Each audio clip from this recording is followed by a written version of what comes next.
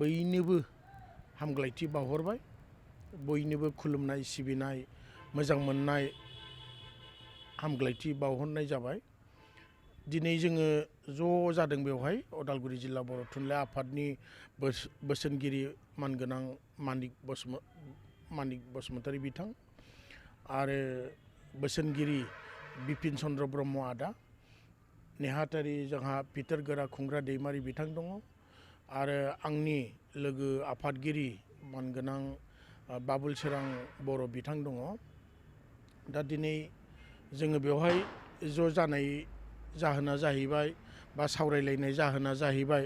नोंथांमोनखौ हांख्रायनानै फंनैसो फोरमायनो लुगैनाया जाहैबाय जे मैयासो जोंहा गेदेमा जोंनि बिटिसिनि गाहाय मावफुं सोद्रोमा मानगोनां बयनिबो आंगो बर' माहारिनि बयनिबो अनजाथाव सिबिजाथाव गोख्रों सासे राजनितिक बर' माहारिखौ दैदेननो लांनाय सार हाग्रामा महिलारी सार, बिथांनि जि फंनैसो मैया नुनो मोनदों, बिथाङा बुंदों जे आङो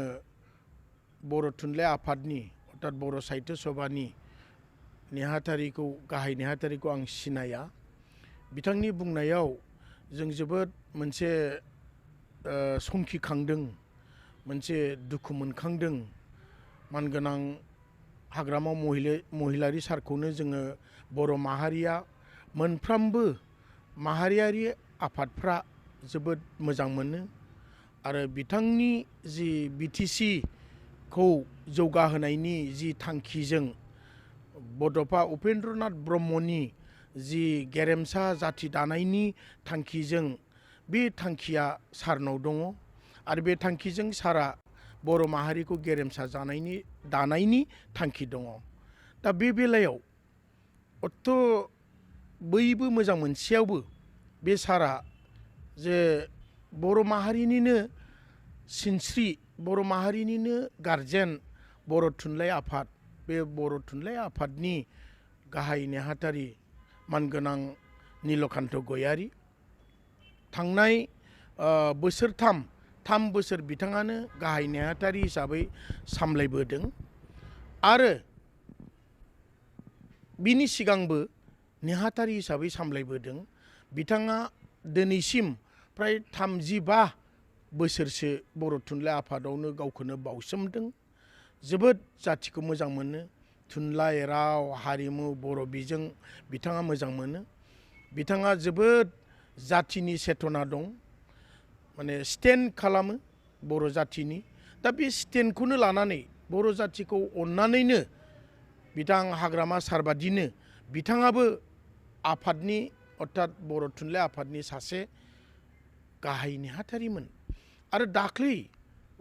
बिजनि बरलागावआव टेंफाख्रि गेवलां फोथाराव 9, 10, 11 सानथामनि हाबाफारिजों बर' थुनलाइ आफादा गाजा गोमजा बोसोरारि जथुमा खुंदों, 65थि बोसोरारि जथुमा। दा बे जथुमानि 9 खालार खालि जिबा सेथि माने मावफुं मेल, थान्दै मेल, बे थान्दै मेलाव बयबो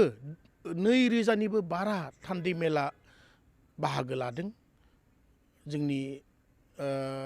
बिटिसिआनो होन, सारा आसामनि होन, 28टा जिल्लाफ्रा दा बेवहाय गोबां थांखि लादों। जिल्लाफोरनि गोबां थांखि दैथायनाय बेखौ सावरायदों, आजावदों, सावरायदों। बेबादिनो गोबां थांखि लानायनि गेजेराव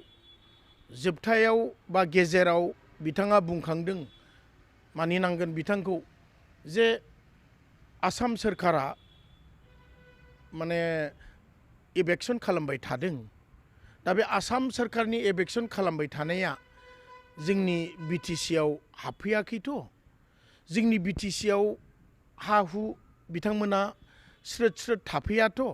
दा बेखौ जोङो बर' माहारियानो नोजोर होनांगौनि सम फैबाय। बर' माहारियानो बयबो सांग्रां जानायनि सम फैबाय जोङो खावलायनो गोनां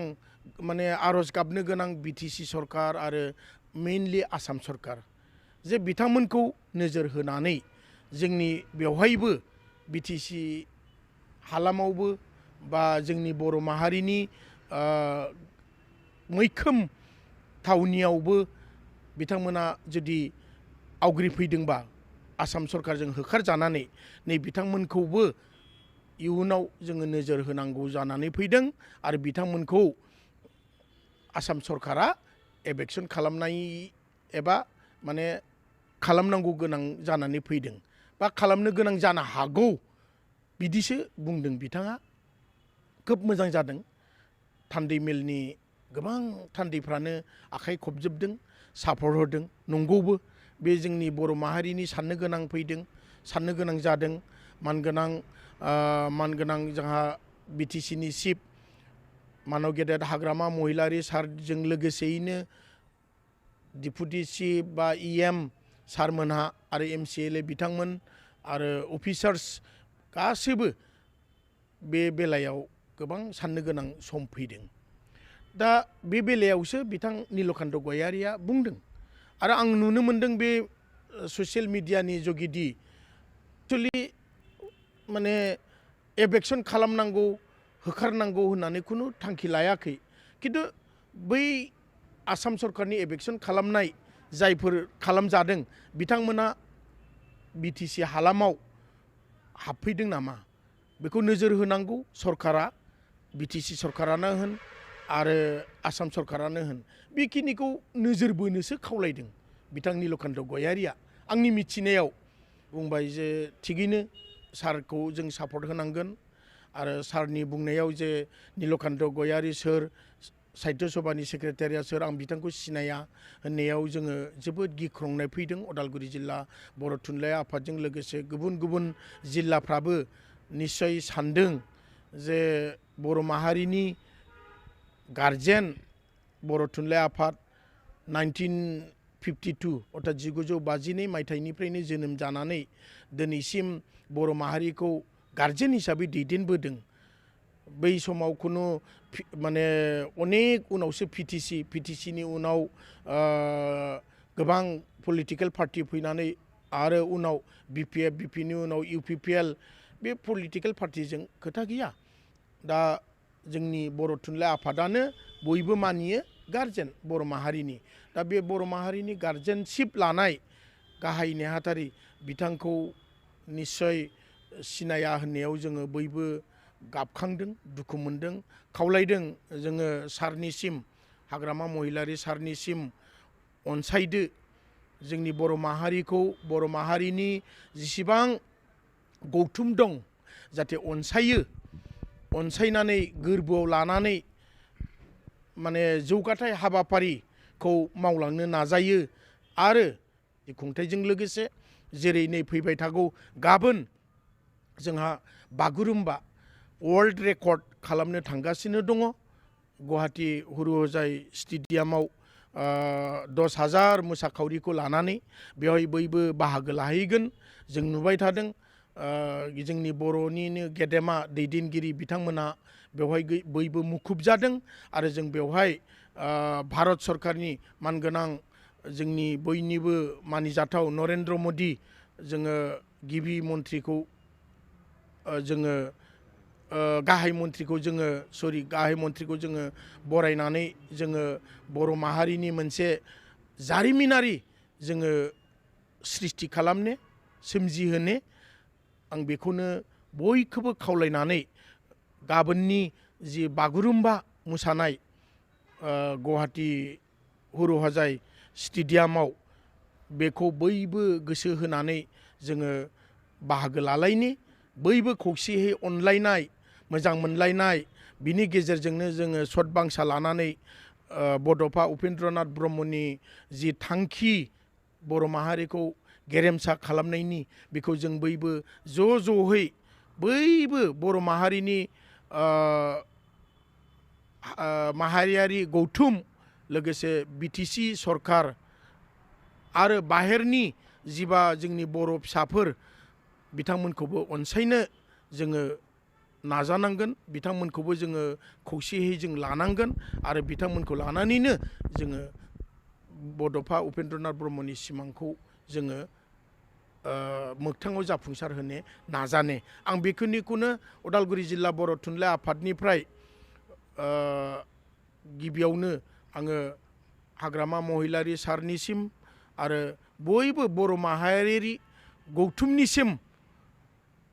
आरो बिटिसि खुंथाइनिसिम आङो खुलुमनाय सिबिनाय हामग्लायनाय बावहरनायजों लोगोसे जोङो खौसे ज' माने आवगायलांनि जौगाथाय हाबाफारियाव आं बेखिनिखौनो खावलायनानै आंनि बुंनायखौ एसेयावनो फोजोबबाय साबायखर। नाथाय बर' थुनलाइ आफादखौ हाग्रामा महिलारि बिथाङा मोनसे अजद लाबोदों जे बर' थुनलाइ माहारिनि खामानि मावदोंना राजनितिकनि खामानि मावदों। गावनि हानि थाखाय गावनि मोनथायनि थाखाय जुजिनानै आन्दलन खालामनानै बिएसि बिटि दिनै बिथाङा दिनै बे एग्रिमेन्टनि गेजेरजों दिनै सिफ जाबाय। गावनि हाखौ रैखा खालामनाय माहारि आफादा बे गावनि हारिनि गावनि हानि थाखाय गसंनाय नंगौ साबायखर नोंथाङा जि सोंदों जे नंगौ बर' माहारिया गौथुम बर' माहारिनि मोनफ्रोमबो माहारियारि गौथुमनिल' दायित्व गैबावा बर' माहारिखौ नायनायाव साफ्रोमबो गासैहाबो मेलेमजिबि सानसुमै बर' माहारिनि गेदेमा बयहाबो दायित्व दङ जे बर' माहारिखौ बोरैजाय जोङो रैखाथि थामोनथा जोङो माने लाखिनो हागोन अराय समसिम जोङो बर' माहारिखौ जुग जुग माने बासायनानै लाखिबाय थानो हागोन। गुबुन जाथिनि अर्थात गुबुन माहारिनि सोबख'नाय नासयजानाय जोङो गोबां सोमावसारनानै बै समनिफ्रायनो उपेन्द्रनाथ ब्रह्मनि 1987 2 मार्च अर्थात 2 मार्चनि आन्दलन दा बिनि 92 चार्टार अफ दि डिमान्ड बेखौ लानानै बे मेम'रेन्डाम गथायनानै अर्थात गोसोखां बिलाइ गथायनानै बे थांखिखौ लानानै जि माहारिखौ गेरेमसा खालामनायनि सिन्था सरसा दा बेनो फैगासिनो दं। जोंहा मोनफुंनो जाफुंनो गोबां बाखि दङ जों जेबोखौनो मोनाखै नै दाबो जोङो लै सै दाबो हनै जोंखौ अनेक आं बुंनो सानला दिनै गोलाव जागोन आङो बुंनो लुगैदों नोंथांमोननि सिगाङाव नोंथाङा जि सोंदों दा जोङो मोनथाम अर्थात थामथि खेबनि जोंहा एकर्ड जाबाय गोरोबथा जाबाय आसाम सरकार सेन्ट्रेल गभर्नमेन्ट अर्थात गभर्नमेन्ट अफ इन्डिया आरो जोंनि माने दाबियारि जों दावहारु बा जोङो दाबिदार दा जेरै बेवहाय मोनथामाव सेथियाव बिएसि नैथियाव बिटिसि थामथियाव बिटिआर दा बिदिसिम जाबोनायावबो दाबो रावबो बर'आ आंनि मिथिनायाव आंनि मोन्दांथियाव मोजाङै उन्दुनो हायाखै मोजाङै जानो हायाखै गावखौनो गाव सोंथों बिथांमोनहा गाव हारसिंनिल' जादों लोंदों ना गावल' आराम लादों ना जाथिनि एसे सानोबानो बैहाबो दुखु थागोन बे सैथो आं सानखांदों आंनि मोन्दांथियाव दा बिदिब्ला नै दा हा हु बेलायाव नाम्बार 1 जोंहा दा मोगा-मोगि जाफैनो गोनां जादों। दहाय आं बुंलांबाय जे नीलकान्त गयारी बिथाङा मानगोनां बिथाङा 9 खालार खालि जिबा सेथि थान्दै मेल बेवहाय गेजेराव बुंखांदों हाउसखौ एटेनसन द्र खालामदों जे आंनो दहाय बुंलांबाय जे बिथिंजाय एबेक्सन खालामदों बिथांमोना ओरैजाय बाहा लाफैयाखैथ' बिटिसिआव दा बेखौ जों बयबो सांग्रां जालायनो गोनां दङ आरो माने खावलायनो गोनां दङ मिथिहोनो गोनां दं मोजांसो खोथा बुंदों बिथाङाबो दा नंगौ साहित्य सभानि बियो बादायाव बा साहित्य सभाया बेखौ साननो गोनां गैया खिन्थु साननो गोनांबा बे जिहेतु साहित्य सभाया गार्जेन बयबो मिथिखायो दा गार्जेना बेफोर फिसा फिसौ बर' माहारिनिनो सिन्था खालामनानै एसे सावरायनानै गभर्नमेन्टजों रायलायनायनि थांखि लालायनाय बा गभर्नमेन्टनो मिथिहोनाय बेफोरखौ जोंहा दायित्व दं दा बे हिसाबै बिथाङा बुंखांदों आरो दाबो जोंनि बर'नि समयसायाव बर' फरायसाखौल' लामा नायाबासिनो गुबुन माहारियारि आफादफोरखौ लामा नायाबासिनो जोंनि बर' थुनलाइ आफादा जाय सिगां सिगां सानजेनग्रोदों बर' माहारिनि अलखद गोग्लैनाय अलखद समाव जिबादि दा जादों, दा बेफोरखौ जाय सानजेनदों बिसोरखौ जों मान होनांगोन, बिसोरखौ जों सिलुथु लानो गोनां, बिसोरखौ जों बाख्नायनो गोनां। बिथां नीलकान्त गयारी मानगोनां बर' थुनलाइ आफादनि गाहाय नेहाथारि, बिथाङा गोदानै सायख'जाबावबाय। बिथांखौ जोङो दुखु मोननानै मुलाम्फा गैया, बिथांखौ जोङो सापर्टसो होनांगौ, बिथांखौ जों बरायनांगौसो। आरो जोङो जोंनि बर' माहारिनिनो मैखोम गोख्रों सासे दैदेनगिरि, राजनितिबिद, सारा माने भारत नाङैनो मुंदांखा मानगोनां हाग्रामा महिलारी सारखौबो जोङो बाख्नायनो गोनां हाग्रामा महिलारी सारखौबो जोङो बाख्नायनो गोनां। आगोलनि जिबा थांबाय बिटिआरनि बारग' चिफ मावफुं सोद्रोमा, गाहाय मावफुं सोद्रोमा मानगोनां प्रमद बर' सारमोनखौबो मानिनो गोनां। आरो मोनफ्रोमबो माहारियारि आफादफोरनि दैदेनगिरि बिथांखौबो मान होनो गोनां। दा बे बेलायाव आंनिबा नीलकान्त गयारी सारखौबो जोङो बरायनोसो गोनां। दा माहारियारि आफादा जोङो गसंथानांगोन, जोङो बुंनांगोन, जोङो मिथिहोनांगोन जोंनि अलखदखौ, जोंनि जिबा नुहुरबाय बिफद आफद, बेखौ जोङो माने माहारि आफादा गसंथानांगोन। आं बेखिनिखौ आं सानो, आं लुगैयो। आरो बे दायित्व माहारियारि आफादफोरनि, आं बेखौ सानो नोंथांनि सोंनायाव।